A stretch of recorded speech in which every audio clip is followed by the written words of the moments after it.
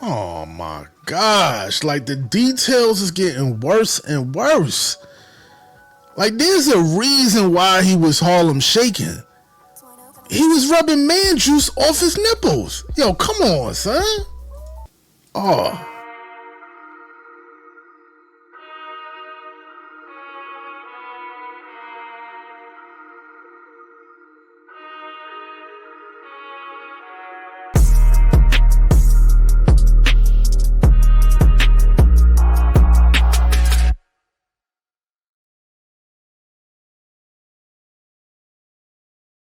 Yo, welcome back to the Hefe Talk Reaction channel.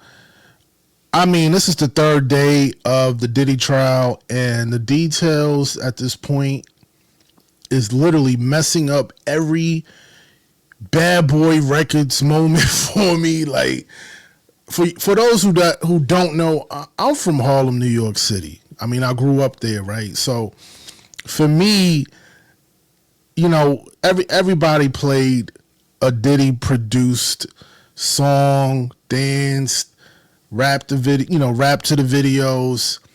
But I mean, the details is getting more and more just disgusting and wild.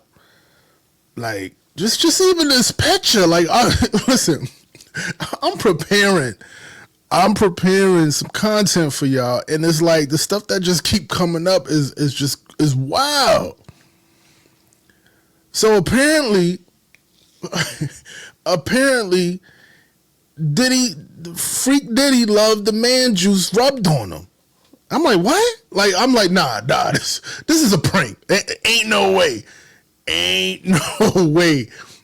Right? Diddy run the city, but he really was just rubbing it on his titty. Like, yo, the information is just getting more and more just explicit and disgusting.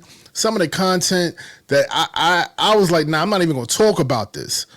But let's kind of get some details on what took place today. I'm gonna give my 2 cents on it. I want y'all to drop y'all thoughts in the comments. But this is wild work. I don't feel like that today. Most importantly, I want to talk to y'all because there was a lot that went down today. Biggest thing, Cassie took. So this is Loren. She's with the Breakfast Club.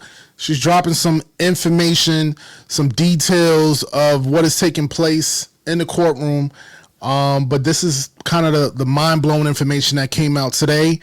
And she's going to break down exactly what was said on the stand. This is the first time that Diddy and Cassie, that I'm told, have been in the same room in the last like 6.5 years. She went through and detailed a lot. So she gave us different steps of the freak-offs. There's about 5 or 6 steps that she broke down. So she said that, at first, step 1 would be this descriptive foreplay. So she says the male escort would get there, and Puff would help her choose the male escort, right? Like it would be allegedly Puff would help her choose the male escort. So there would be, photos sent to her through agencies, or she said they would even enlist on Craigslist at some points. If not Craigslist, she said at one point they did. Hey yo, I don't know if any of y'all been on Craigslist. I ain't been on Craigslist since I was probably in college. Like, shout out to Morgan State. Yo, Craigslist is where, like, now keep in mind, this is probably back 2008, 2009 when he was, like, I don't know the timeline. I got to do my research on that. But Craigslist is where the bummiest of the bums be at. You get what I'm saying? And you have that portion of Craigslist, then you have people just trying to sell things and buy things. But when the people, if you ever went on there and trying to see, all right, what's out there, like, there's a section that you just know, all right, I shouldn't be in the section. That's the section he has Shorty going on. Like, that's wild. Like, and you would think at that type of prestige, elite level and entertainment, like you going through some really, maybe more protective measures of how you selecting who you sleeping with. You get what I'm saying? So the fact that he was like, yo, I need this now. I need you to go to Craigslist and get busy. That's wild work. Back page, and she wouldn't put up the ad, but she would have to answer to the ad using her actual contact information, is what she said. So she said they would get the they would figure out who the men would be. The prosecutor asked, were there any specific requests when you were finding these men? And she said, at one point, the only thing would be the man would have to be a black man with a big dick. She said,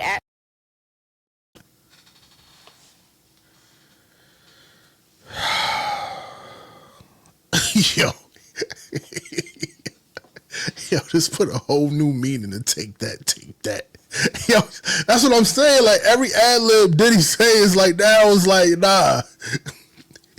You gonna take that. Yo, that is crazy.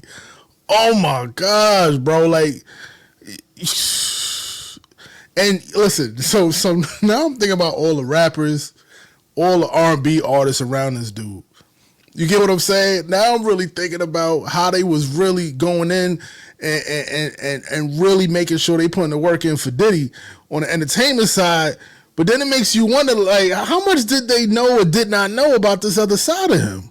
Like, what? but at a certain point, it expanded where, you know what I mean, they would just pick the men together. So the scripted foreplay would be first. So the guy would come in, they would be touching each other, masturbating, and she would have to out loud describe everything to Diddy, whether he was in the room or not. Then it would go to step 2, which would be touching. So at this point, they're rubbing baby oil on each other, lubricant. But she says that there was like a thing with the baby oil. Like there was like almost like an alleged like fascination where they would oil almost every 5 minutes because that's what Diddy wanted. He wanted you to be oiled to. I already know what she about to say.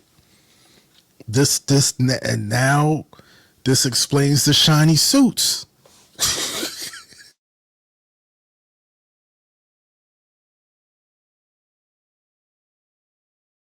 the shiny suits. I want y'all to think about all the Mace videos. You know what I'm saying? Think about all them different videos where they was known for the shiny suit. Like he had a fascination with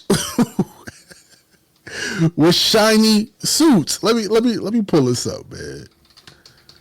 Oh my gosh, man. This is just terrible. I mean, for the simple fact that you had to have a certain amount of baby oil. You get what I'm saying? A certain amount of baby oil on you for it to be an entertainment for him. You get what I'm saying? Like you got to be on some really different type of time. Like this is a different type of freak. Like look at this. You see what I'm saying?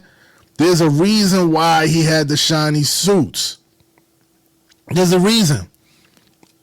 That was his thing. That was his thing. To a certain extent, she made it very clear that they were a very choreographed event. It's so crazy because when she described the freak offs, I'm not even gonna hold y'all. I was like, it sounds like he was directing a music video, which I mean, you know, but it sounded like that. Like she said, you know, at one point, it would only be like, you know, they would get extra linens. There would be a ton of baby oil and different lubricants, and it would be really messy because there'd be lubricant and oil everywhere, candle wax everywhere. But and these were actually smell good candles. She said that he always wanted to make sure it smelled really good, and she said that eventually the candles moved from candles to actual like lighting, like studio lighting or almost like party lighting. Yo, at least he has some class with it. You know, you don't want to get them cheap Walmart candles. They good for like a good couple of minutes. He got some good candles. So at least while you putting in the work with the oil, you got some good scents around. Because with all that body fluid and stuff going on, who knows what's going on? And then some other things we ain't going to talk about. I'm trying to get this channel up. But at least the man had the decency to get some quality candles. I feel him. Pause. And they showed a photo of Puff in the court in a background that, just like the red light that you would get from like Amazon. But she said that these were actually actual studio lights that could change on demand to different colors. She says that she alleges that Puff would even step in sometimes and be like, yo, y'all not oiled enough. Like y'all need to oil more. Step 3.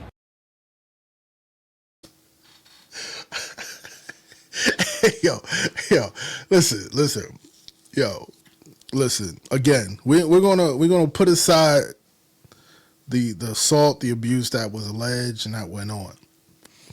But I need y'all to just picture.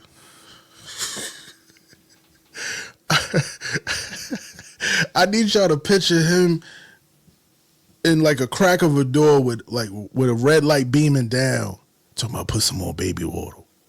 Put some more baby oil right here. Take that. Yeah, I don't even want to reenact it. But come on, dog. At this point, like nobody is expecting none of this information. And it's like when you get it, it's like, nah, this ain't real. But it's like you never heard details like this. Like everybody got their kinks, everybody got their own little thing they do in the privacy of their room, which they have every right to, right? And this is going to be another conversation we're going to have on how is this related to a RICO case. And I think there's going to be more information, obviously, if this is a huge case like this, to connect that, because that's what he was brought in for. So we're going to try to peel back and try to understand how does this connects to a RICO case, because everything I'm hearing is a freaky wild dude. You know what I'm saying? Into some stuff that didn't necessarily match his personality. You know what I'm saying? We all know he had the ego, he had the energy, he ran the city. You know what I'm saying? He's the bosses of all bosses, but rubbing. We gonna get to that part. I think she's gonna talk about it a little bit more in detail. But the stuff that I'm hearing just don't add up. So it also makes you wonder what kind of took place in his life, right? What things that he had to deal with that kind of made this side of him come out in a more very arrogant and demanding way, where he actually got a whole secret operation of this type of lifestyle, which is crazy. But then go to oral sex. She says that sometimes she would even like speed it up. Like she's alleging that, at certain points, she wouldn't want to be doing it so bad that she would speed up the touching just to get to the oral sex so she could get it over with. And then step 4 would be the actual intercourse. Now she said, depending on how familiar they were with the escorts, because they had some of their favorites. They listed a couple people that they dealt with a couple times, including the man who allegedly was in the room the day that the day that video that dropped on CNN happened. That escort is from a company that they work with all the time, and he was actually a familiar escort as well, if he was even in the room, because that's alleged, right? Yo, so that's interesting, and I might do another video on that, because there was for those who don't know, there was a gentleman who went up and just shot up. He was just lacing the whole Trump Plaza or something like that up, just shooting it up, and they thought he was crazy. They brung him in the interrogation room, and he was literally breaking down all his information I think maybe 4 years ago, and they was like, "What are you talking about?" "Yeah, I was a sex slave for Diddy." So it makes you wonder, was everything he was saying back then true? Obviously, right? If Cassie's talking about it now. But then there was some other details about that's kind of in a different category. But that is very interesting how he was actually there today. So, hey, maybe he wasn't lying. That's very, very surprising. Right. But she said that he was today. But depending on how familiar they were with these escorts, one of the escorts will be able to actually have sex with her while Diddy was having sex with her. So when she broke that down, she said, like maybe one guy would be like having sex with her while she's giving puff head, or vice versa. She just said it would be a lot going on. She said now there were certain times where Diddy would just want to watch, or even if he didn't watch, it would be a thing where they would have to come on her. And again, we've heard the male escort that was on the stand, I feel like some of her testimony today kind of made him not look as crazy, because Cassie said in her testimony today, she alleged that whenever they did come on her, Diddy would want her to keep it. They would go into a separate room, and she would have to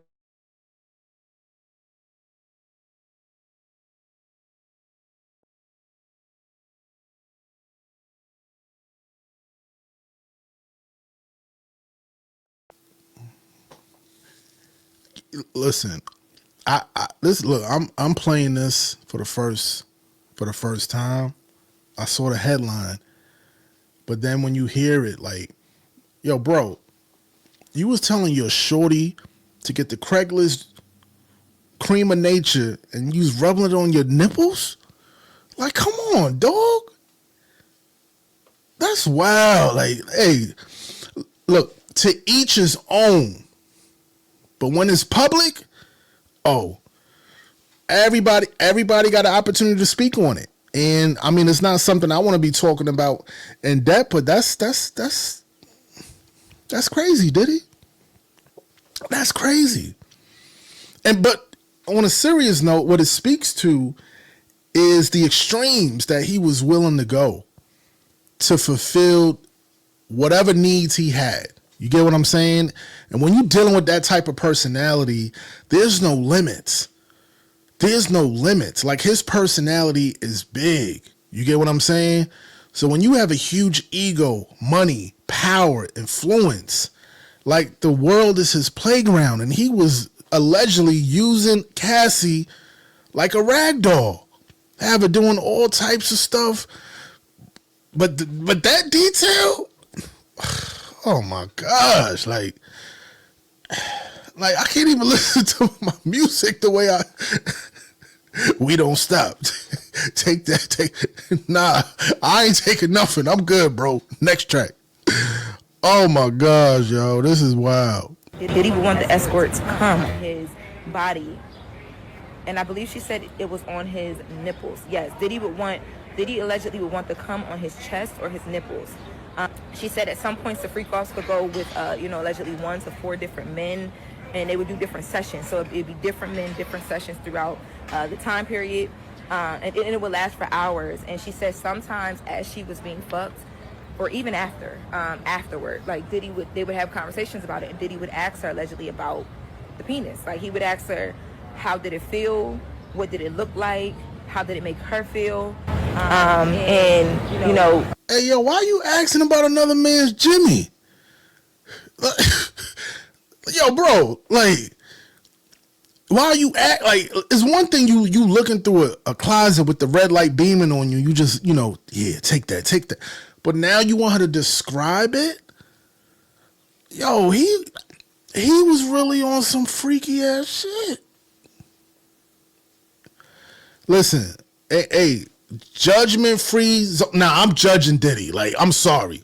Like, you got to understand, like, you represented a whole city, and now your legacy is going down for putting man juice on your titty, asking for a description of the man Jimmy. God. She also admitted during this, I know the prosecution, the defense is going to lean in a lot on this. She admitted to having a lot of the freak off videos on her phones. She says that it wasn't just on her devices though either. She says that it was shared. Like, sometimes she'd do it on her phone, sometimes she'd do it on his phone. It would be on camcorders. She alleged that it was between the two of them. Already.